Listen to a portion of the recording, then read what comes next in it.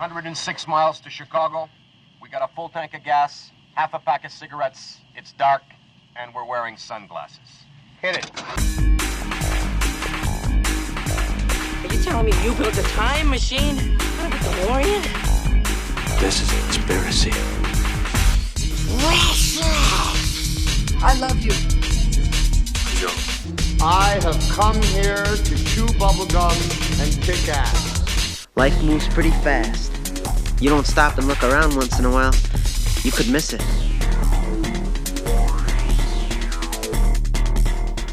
Hello everyone, this is Movie Reviews No One Asks For. I am your host Seth, and these are also your other hosts, Misty and Jason. And today we'll be talking about the 2022 film, The Banshees of Inisherin, directed by Martin McDonagh. This film is about two lifelong friends who find themselves at an impasse when one abruptly ends their relationship with alarming consequences for both of them.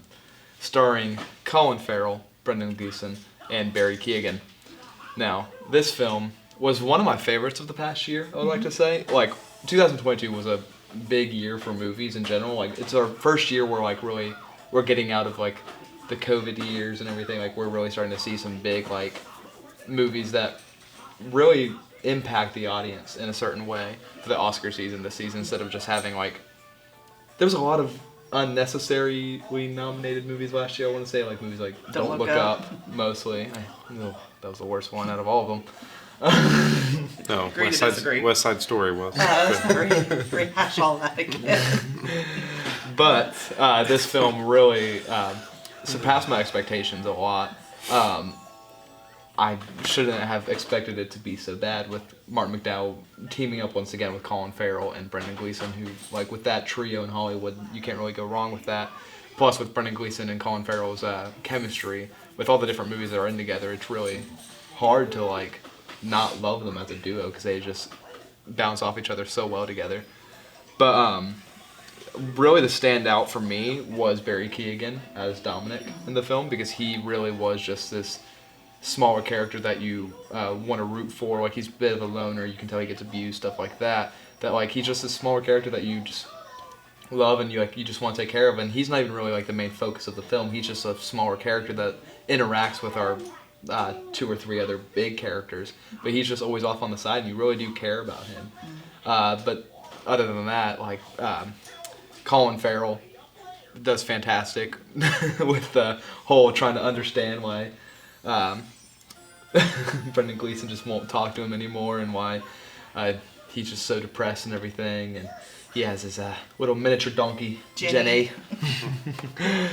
But I really feel like he did great. Brendan Gleeson, as just a loner, I feel like he could have been utilized a little bit better, but he did good with what he had. I mean, he embodied the character decently. Colin Farrell, like I said, he did great in this one. He really did. He really, this as a dark comedy, this made me laugh a decent amount. It's really it's not really supposed to be slapstick jokes where it's the jokes are thrown in your face. It's more a deeper understanding of jokes. But if you just pay close attention to the story and just how the characters are acting, you can find humor in it, but it also makes you feel deep down. And that's what a dark comedy is. It makes you laugh at the same time it makes you think. It makes you feel. And for that, I really enjoyed that aspect of the movie. And like I said, it was one of my favorite movies of the stacked 2022 that we had. I agree. I really enjoyed it. I wasn't expecting to enjoy it, which is, again, shocking, because I love Colin Farrell. I like Brendan Gleeson. But it was a really good movie. I know it's a lot of people have come out saying they didn't care for this movie. I really liked it. I enjoyed it thoroughly. It did. It made me laugh. Him with his love for his donkey was kind of funny. He lives with his sister. Her name's Carrie Condon.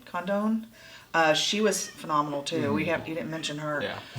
They were really good. And basically, it's to me, the best way to explain it is a breakup movie. It's the best way to explain it. It's just funny the way they, Brendan Gleeson's character decides he just doesn't want to be Colin Farrell's character's friend anymore, and Colin Farrell's like, "What'd I do?" And the whole movie's basically them trying to, figure that out. But I feel like the undertone of the movie was much deeper than that. It was definitely Barry Keoghan. He was phenomenal. At first, you kind of think he's kind of this goofy troublemaker maybe of the town.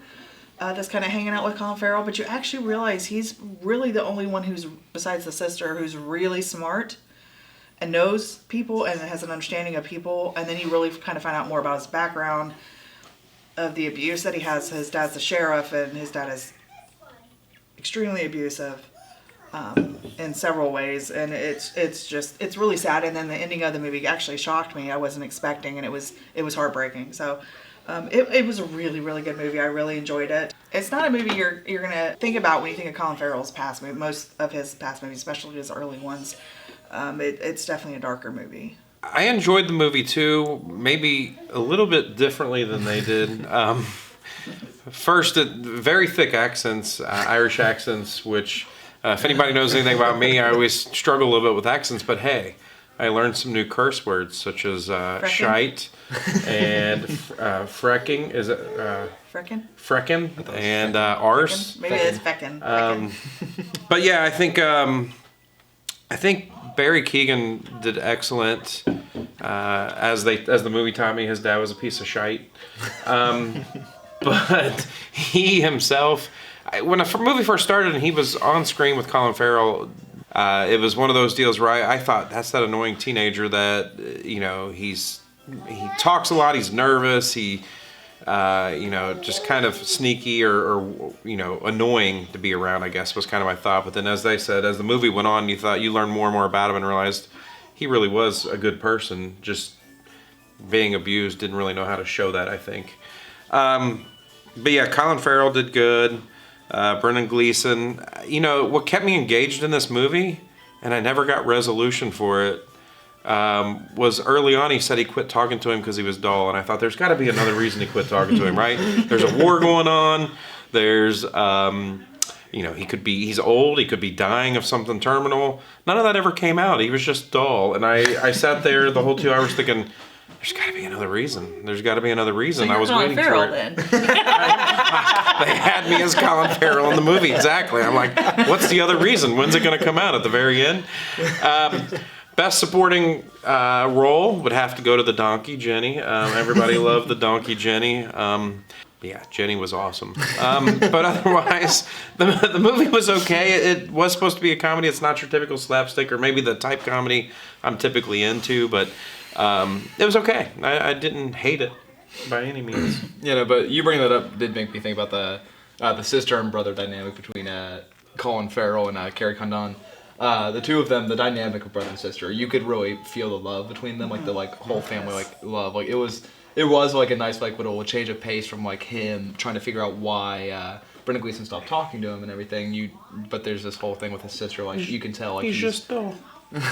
You can tell he's close with his sister and everything. But like I said, overall, I did really enjoy this movie. And at the time of filming this, the Oscar nominations have not come out for the 2023 season, but I would say that this would probably get a lock for Best Picture and probably Best Actor for Colin Farrell, plus a few others, I would say, maybe cinematography or editing, stuff like that.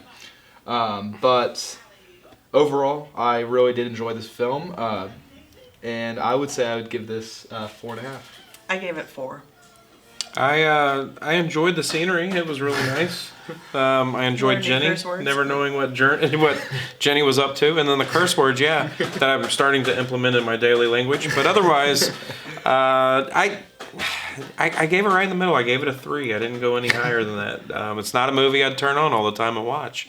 I watched it once. I got a little enjoyment out of it, and I'm good. Probably never turn it on again. But otherwise, it was a decent movie. Yeah, for me, this is kind of, I want to say on the level, maybe a little bit better than In Bruges, which is another Martin McDowell film, which also stars Colin Farrell and Brendan Gleeson. But that movie too. It's a good movie. That is a good movie. We might have to save that one for a future episode. But if you guys did enjoy this episode, please subscribe. It helps us out a lot, and please like the video. But other than that, thank you guys for watching, and have a great rest of your day.